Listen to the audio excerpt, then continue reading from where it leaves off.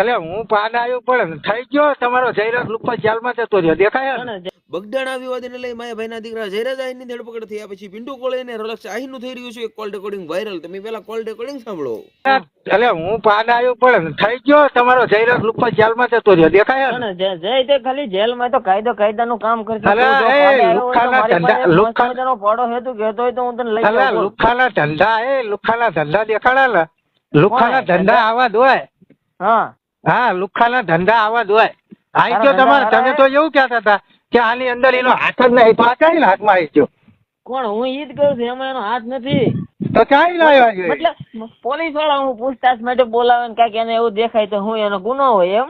અલ્યા લુખ્ખો તમારો જયરાજ એક નામનો કેવો કીધું એવું? અરે હું કહું છું એક નંબરનો લુખ્ખો જયરાજ. તું પૈસા વાળો છો?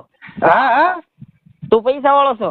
અરે બીજાને મારવા માટે ગુંડા નીકળે ને એટલે લુખ્ખો જ કહેવાય. ઈ નહીં ઈ બધી ઈ સાઈડ ની વાત રહી ગઈ પિન્ટુ. હું તને શું કહું? હા તું પૈસા વાળો છો? હા હું પૈસા વાળો જ છું ને. હા તું કેટલા રૂપિયા વાળી સડી પહેર?